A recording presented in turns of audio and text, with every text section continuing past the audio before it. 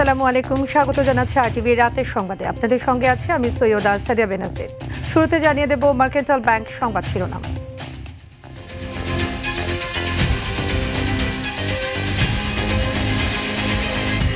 সবার জন্য নিরাপদ ও সমৃদ্ধ দেশ গঠনে কাজ করছে সরকার, বললেন প্রধানমন্ত্রী। ত্রিশালকে নজরুল সিটি করার পরিকল্পনা। কবির সেই স্মৃতি বিজড়িত ত্রিশালকে নজরুল সিটি ঘোষণার সম্ভাব্যতা খতিয়ে দেখার জন্য এরই ভিতরে নির্দেশনা দেওয়া হয়েছে। অভ্যন্তরীণ বিষয়ে হস্তক্ষেপ সমর্থন করে না চীন, জানালেন চীনার রাষ্ট্রদূত। একক শক্তির প্রভাব বলয়ে না যাওয়ার পরামর্শ বিশ্লেষকদের। নিয়ন্ত্রিত মানবাধিকার কমিশন চাপিয়ে দিলে আত্মঘাতী হবে, বলছে টিআইবি। সরকারের ভেতর পরিবর্তন বিরোধী শক্তি সক্রিয়, সতর্কবার্তা। সারা দেশে একযোগে এইচএসসি ও সমমানের পরীক্ষা শুরু, নকলমুক্ত পরিবেশ নিশ্চিতে কঠোর নজরদারির কথা জানালেন শিক্ষামন্ত্রী। এখন আমাদেরকে আর প্রত্যেকটি পরীক্ষা কেন্দ্রে গিয়ে পাহারা দিতে হবে না, আমাদের ক্লোজ সার্কিট ক্যামেরা রয়েছে। এবং বিশ্বকাপের হাই ভোল্টেজ ম্যাচে অস্ট্রিয়ার মুখোমুখি স্পেন, ভোরে পর্তুগালের প্রতিপক্ষ ক্রোয়েশিয়া, সুইজারল্যান্ড আলজেরিয়া ম্যাচ সকালে।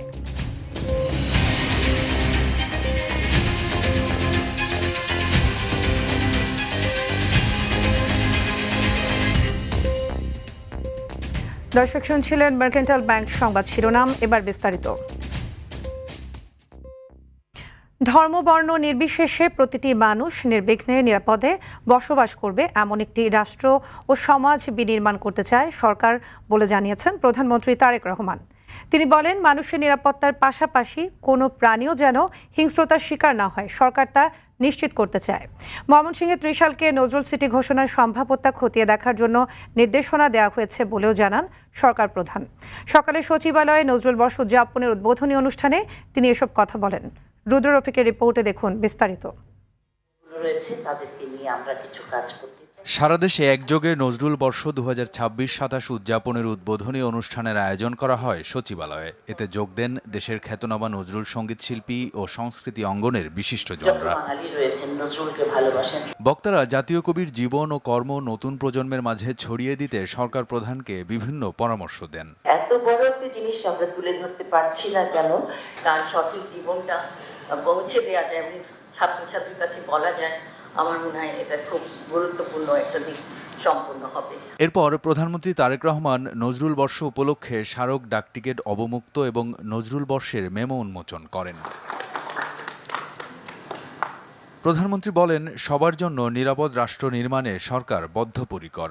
অপশক্তি নিজেদের হীন দলীয় স্বার্থে মানুষের মধ্যে বিভেদ বিরোধ সৃষ্টির অপচেষ্টা চালালেও সবাই মিলেমিশে থাকাই বাংলাদেশের মানুষের আবহমান কালের মূল্যবোধ।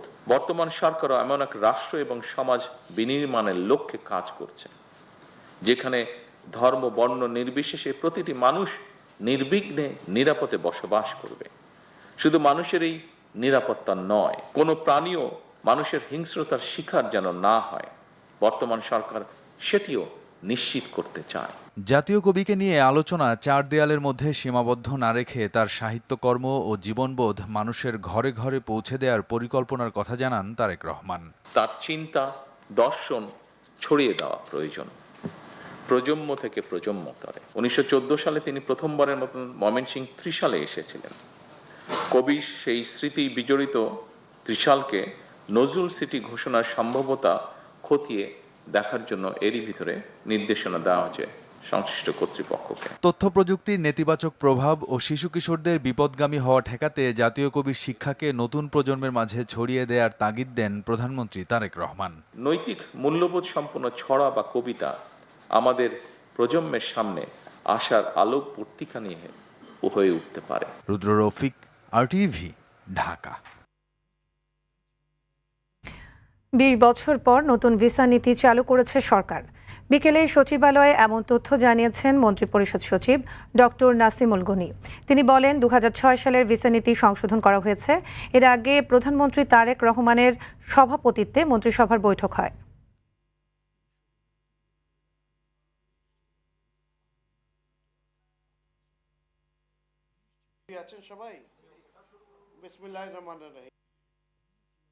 এটাতে বিদেশিদের বাংলাদেশে আগমন ও প্রস্থানকে সহজ ও সুশৃঙ্খল করা, বিদেশি বিনিয়োগ, ব্যবসা ও দক্ষ মানব সম্পদ আকৃষ্ট করা, পর্যটন, আতিথেয়তাকে খাতকে উৎসাহিত করা, প্রযুক্তি ও জ্ঞান স্থানান্তর নিশ্চিত করা, জাতীয় নিরাপত্তা ও আন্তর্জাতিক কূটনৈতিক ভারসাম্য বজায় রাখা, পারস্পরিক নীতির ভিত্তিতে আন্তর্জাতিক ভ্রমণ ব্যবস্থাপনা করা এবং আধুনিক এবং সেবামুখী অভিবাসন কাঠামো গড়ে তোলার উদ্দেশ্যে 2006 সালে জারিকৃত ভিসা নীতিমালা সংশোধন করে ভিসা পলিসি 2026-এর খসড়া পরিমার্জনের জন্য মাননীয় অর্থমন্ত্রীর সভাপতিত্বে একটি মন্ত্রিসভা কমিটি গঠন করা হয়েছে।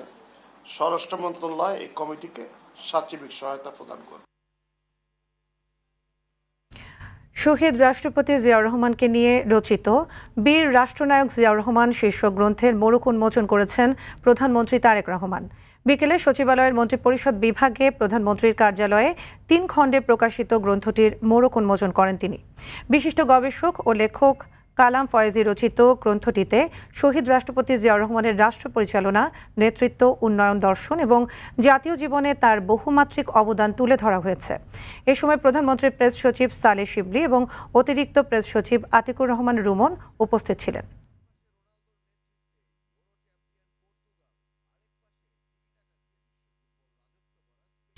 রাজনৈতিক মতভিন্নতা থাকলেও দেশের স্বার্থে সরকারি ও বিরোধী দল ঐক্যবদ্ধ বলে মন্তব্য করেছেন জাতীয় সংসদের চিফ হুইপ নুরুল ইসলাম মনি। সকালে জাতীয় সংসদের এলডি হলে বাজেট পরবর্তী এক সংবাদ সম্মেলনে তিনি এমন মন্তব্য করেন। চিফ হুইপ বলেন, সরকার ও বিরোধী দল ঐক্যবদ্ধভাবে দেশকে এগিয়ে নিতে চায়। এই দৃষ্টিভঙ্গিতেই এবার বিরোধী দল বাজেট আলোচনায় 31% সময় পেয়েছে। বিরোধী দলের প্রস্তাব গ্রহণ করে বাজেট পাশ হয়েছে, ইতিহাসে যা নজিরবিহীন। বাজেটে জনকল্যাণকে অগ্রাধিকার দেওয়া হয়েছে মন্তব্য করে নুরুল ইসলাম মনি বলেন, এবারের বাজেটকে জনকল্যাণমুখী করতে সর্বাত্মক চেষ্টা করা হয়েছে। জনগণ এর সুফল পাবে। সাধারণত সরকারের দল থেকে গিলোটিনের প্রস্তাব দেওয়া হয়। গিলোটিন তো বুঝেন, মানে একটা সার্টেন টাইমের পরে শুধু মঞ্জুরি প্রস্তাব পাশ করা হয়। কিন্তু এইবার বিরোধী দলের নেতা প্রস্তাব করেছে, দিস দ্য ফার্স্ট টাইম, যে তারা আলোচনা করার পরে আর কোনো আলোচনা করার দরকার নাই বলে মনে করেছে তারা। বাংলাদেশের অভ্যন্তরীণ বিষয়ে বহিরাগত হস্তক্ষেপ সমর্থন করে না চীন, তবে তিস্তা প্রকল্পে পূর্ণ সহযোগিতা করবে দেশটি। ঢাকায় সংবাদ সম্মেলনে এসব কথা বলেন চীনা রাষ্ট্রদূত ইয়াও ওয়েন। প্রধানমন্ত্রী তারেক রহমানের চীন সফর সফল উল্লেখ করে সম্পর্কের নতুন সমীকরণের ইঙ্গিতও দিলেন তিনি। শাকিলা করিমের প্রতিবেদনে দেখুন বিস্তারিত। বাংলাদেশের সার্বভৌমত্ব ও স্বাধীন সিদ্ধান্তকে সম্মান করে চীন, তাই দেশের অভ্যন্তরীণ কোনো বিষয়ে তৃতীয় পক্ষের বা বহিরাগত কোনো হস্তক্ষেপ সমর্থন করে না দেশটি। ঢাকার দূতাবাসের সংবাদ সম্মেলনে এমন অবস্থানই তুলে ধরেন চীনা রাষ্ট্রদূত ইয়াও ওয়েন। অন্য কোনো দেশের অভ্যন্তরীণ বিষয়ে বিদেশি হস্তক্ষেপের বিরোধিতা করা চীনের দীর্ঘদিনের পররাষ্ট্রনীতির অংশ। বলেন প্রধানমন্ত্রী তারেক রহমানের সাম্প্রতিক চীন সফরের মাধ্যমে দুই দেশের মধ্যে পারস্পরিক আস্থা বৃদ্ধির পাশাপাশি কৌশলগত সম্পর্কও পৌঁছেছে নতুন উচ্চতায়। প্রধানমন্ত্রী তারেক রহমানের চীন সফর অত্যন্ত সফল। এর মাধ্যমে বাংলাদেশ ও চীনের কৌশলগত অংশীদারিত্ব আরও গভীর হয়েছে, পাশাপাশি পারস্পরিক আস্থা ও সহযোগিতার ক্ষেত্রেও নতুন মাত্রা পেয়েছে। রাষ্ট্রদূত জানান, বাংলাদেশ সরকারের অনুরোধে তিস্তা প্রকল্পে কাজ করবে তার দেশ। বাংলাদেশ সরকারের অনুরোধে বহুল আলোচিত তিস্তা প্রকল্পে চীন কাজ করবে। এই প্রকল্পে চীন সর্বোচ্চ সামর্থ্য দিয়ে বাংলাদেশকে কারিগরি ও অর্থনৈতিক সহযোগিতা দেবে। বলেন অর্থনৈতিক করিডোরের মাধ্যমে আঞ্চলিক সংযোগ জোরদারে নতুন উদ্যোগ নিয়ে কাজ করছে বাংলাদেশ ও চীন। বাংলাদেশ মিয়ানমার চীন অর্থনৈতিক করিডোর বাস্তবায়িত হলে 3 দেশের জনগণই অর্থনৈতিকভাবে লাভবান হবে। একই সঙ্গে আঞ্চলিক সংযোগ, বাণিজ্য ও সহযোগিতা আরও জোরদার হবে। দ্বিপাক্ষিক সম্পর্ককে আরও কৌশলগত ও বহুমাত্রিক পর্যায়ে নেওয়ার লক্ষ্যেই অবকাঠামো, সংযোগ, প্রযুক্তি এবং উন্নয়ন সহযোগিতার ক্ষেত্রগুলোতে ভবিষ্যতে আরও অগ্রগতি হবে বলে আশা চীনা রাষ্ট্রদূত ইয়াও ওয়েনের। Community of shared future. Shakila Karim, RTV, Dhaka. কূটনৈতিক সম্পর্কে বাংলাদেশের ক্ষেত্রে কোন দেশের গুরুত্ব বেশি, চীন নাকি ভারত? দীর্ঘদিনের চর্চায় থাকা এই প্রশ্ন টেবিলে রেখেই বাংলাদেশের সামনে শক্ত ঢাল বাংলাদেশ ফার্স্ট পররাষ্ট্রনীতি। প্রধানমন্ত্রী তারেক রহমানের প্রথম বিদেশ সফর মালয়েশিয়া, চীন। এখন আলোচনার কেন্দ্রে কেন এই দুই দেশ? প্রশ্ন হচ্ছে, এই সফর তবে কি ঢাকার পররাষ্ট্রনীতিতে নতুন ভারসাম্যের বার্তা দিচ্ছে? শাকিলা করিমের আরও একটি প্রতিবেদন। বিশ্ব রাজনীতির মেরুকরণে দক্ষিণ এশিয়া এখন ভারত চীন প্রতিযোগিতার অন্যতম গুরুত্বপূর্ণ ক্ষেত্র। আর এই প্রতিযোগিতার কেন্দ্রবিন্দুতে ক্রমেই বাড়ছে বাংলাদেশের কৌশলগত গুরুত্ব। একদিকে ভৌগোলিক বাস্তবতায় ঘনিষ্ঠ প্রতিবেশী ভারত, অন্যদিকে অবকাঠামো, বাণিজ্য ও উন্নয়ন সহযোগিতায় বড় অংশীদার চীন। ফলে নতুন সরকার শাসিত ঢাকার পররাষ্ট্রনীতিতে ভারসাম্য রক্ষার প্রশ্নটি সবার আগে বেশি গুরুত্বপূর্ণ। আমার ন্যাশনাল ইন্টারেস্টটাকে সর্বপ্রথমে সর্বোচ্চ পর্যায়ে আমরা নিব এবং ধরে রাখব, এটা হলো প্রথম আমার অবস্থান হওয়া উচিত। তারপরের অবস্থান হওয়া উচিত যে আমি সকল সময়ে আমার জাতীয় সকল স্বার্থকে ঊর্ধ্বে রাখতে হয়তো বা পারবো না। তাহলে কোন অংশ অথবা আমার রেড লাইনগুলো কি, এটাকে আইডেন্টিফাই করা খুব জরুরি। প্রশ্ন উঠছে, চীনের সঙ্গে অর্থনৈতিক সম্পর্ক আরও গভীর হলে ভারতের নিরাপত্তা, সংবেদনশীলতা ও পারস্পরিক আস্থার বিষয়টি কিভাবে সামাল দেবে ঢাকা? চীন এবং ভারতের মধ্যে যে ভারসাম্যমূলক কূটনীতি, যেটা আমরা সকল সময় শুনে এসছি, মানে এই নয় যে আমি আমার দেশের সার্বভৌমত্ব অথবা আমার দেশের স্বার্থকে জলাঞ্জলি দিয়ে অন্য দেশের স্বার্থকে অথবা আমার নিজের ক্ষমতাকে পাকাপুক্ত করার জন্যে জলাঞ্জলি দিব, এটা কোনো অবস্থাতেই বাংলাদেশের অবস্থান হওয়া উচিত নয়। বিশ্লেষকদের মতে, কোনো একক শক্তির প্রভাব বলয়ে না গিয়ে কৌশলগত স্বায়ত্তশাসন বজায় রাখা, অর্থনৈতিক অংশীদারিত্বের বৈচিত্র্য বাড়ানো এবং আঞ্চলিক সহযোগিতা জোরদার করাই কার্যকর পথ। পরিবর্তনের পর যেটা দেখেছি, মোটামুটি ব্যবসা বাণিজ্য চলছিল, কিন্তু ওইটা আরও গভীর হওয়ার যে একটা ব্যাপার ছিল সেটা বোঝা যাচ্ছে। যাদের সাথে আমরা এবার গেলাম তাদের সাথে না, সকলের সাথে হতে পারে। সেটা হচ্ছে গিয়ে জিনিসটার সময় মতো বাস্তবায়িত না হয়ে কালক্ষেপ হতে পারে, এবং একটু ভেবেচিন্তে না করলে যতটা ভালো আউটকাম আসার কথা সেটাও না হতে পারে। বন্ধুত্ব সবার সঙ্গে, নির্ভরতা কারো উপর নয়, এই দর্শনই বাংলাদেশ ফার্স্ট। তবে বাংলাদেশের কূটনীতির সবচেয়ে কঠিন পরীক্ষার সময় শুরু হয়েছে এখন, অভিমত বিশেষজ্ঞদের। শাকিলা করিম, RTV, ঢাকা। সরকার নিয়ন্ত্রিত মানবাধিকার কমিশন চাপিয়ে দিলে তা সরকারের জন্যই আত্মঘাতী হবে বলে মন্তব্য করেন ট্রান্সপারেন্সি ইন্টারন্যাশনাল বাংলাদেশ টিআইবির নির্বাহী পরিচালক ইফতেখারুজ্জামান। রাজধানীর ধানমন্ডিতে টিআইবি কার্যালয়ে এক অনুষ্ঠানে তিনি এ মন্তব্য করেন। সরকারের ভেতরে পরিবর্তন বিরোধী শক্তি সক্রিয় বলে সতর্ক করে তিনি বলেন, ৩১ দফা রাষ্ট্র সংস্কার কর্মসূচি, নির্বাচনী ইশতেহার ও জুলাই সনদ পালনের যে অঙ্গীকার বিএনপি করেছে তা বাস্তবায়ন করলে সরকারের নিয়ন্ত্রণমূলক একটি স্বাধীন জাতীয় মানবাধিকার কমিশন গঠন করা সম্ভব। AR বাদলের রিপোর্টে দেখুন বিস্তারিত। রাজধানীর ধানমন্ডিতে টিআইবির কার্যালয়ে খসড়া জাতীয় মানবাধিকার কমিশন আইন ২০২৬, human rights forum Bangladesh HRFB ও টিআইবির পর্যালোচনা ও সুপারিশ শীর্ষক অধিপরামর্শ সভা অনুষ্ঠিত হয়।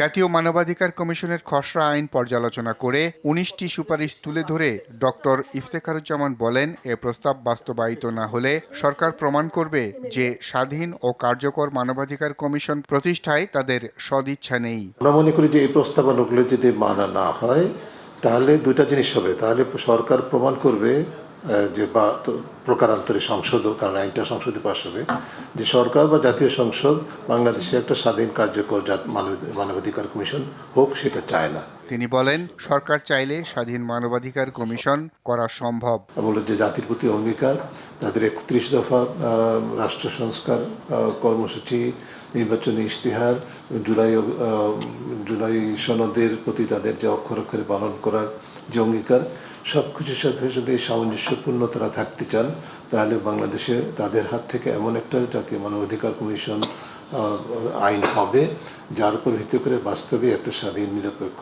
কার্যকর এবং সরকারের নিয়ন্ত্রণের বাইরে, রিপিট করছি, সরকারের নিয়ন্ত্রণের বাইরে একটি স্বাধীন জাতীয় মানবাধিকার কমিশন গঠন করা সম্ভব হবে। প্রশ্নের জবাবে ডক্টর ইফতেখারুজ্জামান বলেন, ক্ষমতাসীন দল প্রায়ই নিজের সুবিধার জন্য রাষ্ট্রীয় প্রতিষ্ঠানের ক্ষতি করেন। খসড়া আইনে কমিশনের স্বাধীনতাকে সমুন্নত রাখার জন্য খসড়া আইনের ধারা 40 সংশোধন করে এই অধ্যাদেশের উদ্দেশ্য পূরণ করবে কমিশন রাষ্ট্রপতির অনুমোদন ক্রমে সরকারি গেজেট প্রজ্ঞাপন দ্বারা প্রবিধান প্রণয়ন করতে পারবে। এ সময় আমলাতন্ত্রের সমালোচনা করেন এই নির্বাহী পরিচালক AR বাদল, RTV, ঢাকা।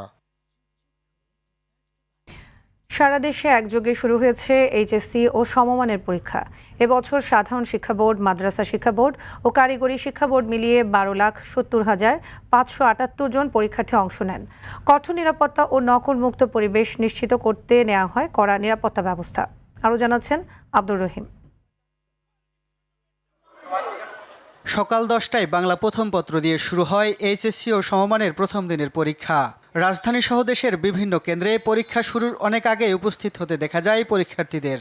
তাদের মধ্যে ছিল শেষ মুহূর্তের প্রস্তুতি, কিছুটা উৎকণ্ঠা আর ভালো ফলের প্রত্যাশা। সব মিলিয়ে ছিল উৎসবমুখর পরিবেশ। পরীক্ষা সুষ্ঠুভাবে সম্পন্ন করতে প্রতিটি কেন্দ্রে নেওয়া হয় বিশেষ নিরাপত্তা ব্যবস্থা। পরীক্ষা ও পরিবেশ নিয়ে মিশ্র প্রতিক্রিয়া জানান পরীক্ষার্থীরা। শিক্ষামন্ত্রী যে ভয় দেখিয়েছিল, আসলে শুরুর দিকে একটু নার্ভাস ছিলাম। প্রথম 15 মিনিট আসলে মনোযোগী দিতে পারছিলাম না, কি দাগাবো। যা যা আসার কথা ছিল ওইগুলোর মধ্যে থেকে আসছে। তবে সিকিউ এমসিকিউ খারাপ হওয়ার কারণে আমাদের একটু ভয় পেয়ে গেছিলাম আমরা, এই জন্য লেখা একটু দেরি হয়েছে। বাট এমসিকিউ কোশ্চেনটা একটু হার্ড ছিল আর কি, কিন্তু সিকিউ কোশ্চেনটা সহজ ছিল। পরীক্ষার কোশ্চেন মোটামুটি স্ট্যান্ডার্ড হয়েছে। সুষ্ঠু শান্তিপূর্ণ পরিবেশে পুরো পরীক্ষা শেষ হবে এমন প্রত্যাশাও ছিল অভিভাবকদের। গভর্নমেন্ট সুন্দর পরিবেশেই পরীক্ষাটা আয়োজন করছে। আমি আশা করি ভবিষ্যতে যে পরীক্ষাগুলি আছে এগুলোও সুন্দরভাবে গভর্নমেন্ট আয়োজন করবে। আসতে লইছে আর বৃষ্টি নেমে গেছে। বৃষ্টির এদিকটা আমরা যাই কলেজ খুঁজে পাইতেছিলাম না, দূর থেকে অনেকের জিজ্ঞাসা করে করে আমরা এদিকে আসছি। এবারও এসএসসির পর এইচএসসি পরীক্ষায় অনেক পরীক্ষার্থী অংশগ্রহণ করছে না। তুলনামূলক বেশি শিক্ষার্থী এবছর কেন ঝরে পড়ছে এমন প্রশ্ন শিক্ষামন্ত্রীর। এবার এটার রেটটা অনেক বেশি বেড়ে গিয়েছে, কারণ শিক্ষার্থীরা বুঝতে পেরেছে যে লেখাপড়া করতেই হবে পরীক্ষা দিতে হলে। অনেকে এবার প্রস্তুতি নিতে পারেনি বিধায় ভাবছি। তবে আমরা এই বিষয়টি গুরুত্ব দিয়ে দেখব। ক্লাসরুম এডুকেশন, টিচার্স ট্রেনিং প্রোগ্রামগুলো আমরা বাড়িয়ে দেব। সিলেবাস, কারিকুলাম এবং সময় সব কিছু আমরা সুন্দরভাবে সাজিয়ে যেন আগামী দিনে এই ড্রপ আউট না হয়। এইচএসসি ও সমমানের পরীক্ষা 2 আগস্ট, ব্যবহারিক পরীক্ষা শেষ করতে হবে 15 আগস্টের মধ্যে, এমন নির্দেশনা শিক্ষা মন্ত্রণালয়ের। আব্দুর রহিম, RTV, ঢাকা। বাংলা কিওয়ার্ড জাতীয় এজেন্ডায় পরিণত হয়েছে জানিয়ে কেন্দ্রীয় ব্যাংকের মুখপাত্র আরিফ হোসেন খান এটি বাস্তবায়নে কোনো প্রতিষ্ঠান শৈথিল্য দেখালে কঠোর শাস্তির হুঁশিয়ারি দেন। তিনি বলেন, গভর্নরের নেতৃত্বে আন্তঃমন্ত্রণালয় স্টিয়ারিং কমিটির মাধ্যমে বিভিন্ন নিয়ন্ত্রক সংস্থার সঙ্গে সমন্বয়ের কাজ চলছে। শুরুতে লাভজনক না মনে হলেও দেশজুড়ে বাংলা কিওয়ার্ড চালু হলে সব প্রতিষ্ঠানের ব্যবসার পরিধি বাড়বে। এ সময় ওয়ান নেশন ওয়ান কিওয়ার্ড বাস্তবায়নে সব ব্যাংক ও MFS প্রতিষ্ঠানকে সর্বোচ্চ চেষ্টা করার আহ্বান জানান তিনি। এককভাবে এটা বাস্তবায়ন করতে পারবে না, এটার জন্য সরকারের অন্যান্য মন্ত্রণালয়ে এবং অন্যান্য রেগুলেটরি বডিরও সম্পৃক্ততা প্রয়োজন। যদি আমরা দেখতে পাই যে কোনো প্রতিষ্ঠান আমাদের নির্দেশনা মানার ক্ষেত্রে শৈথল্য প্রদর্শন করছে, তাদেরকে শাস্তির আওতায় আনা হবে। শুধু তাই না, তারা নিজেরাও এই রেস থেকে ছিটকে যাবে। সংবাদ শেষ করার আগে মার্কেন্টাইল ব্যাংক সংবাদ শিরোনামগুলো জানিয়ে দিচ্ছি আরও একবার।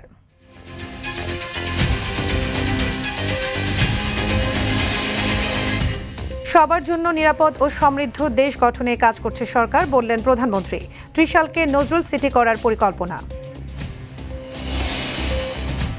অভ্যন্তরীণ বিষয়ে হস্তক্ষেপ সমর্থন করে না চীন, জানালেন চীনা রাষ্ট্রদূত। একক শক্তির প্রভাব বলয়ে না যাওয়ার পরামর্শ বিশ্লেষকদের। নিয়ন্ত্রিত মানবাধিকার কমিশন চাপিয়ে দিলে আত্মঘাতী হবে, বলছে TIB। সরকারের ভেতর পরিবর্তন বিরোধী শক্তি সক্রিয়, সতর্কবার্তা।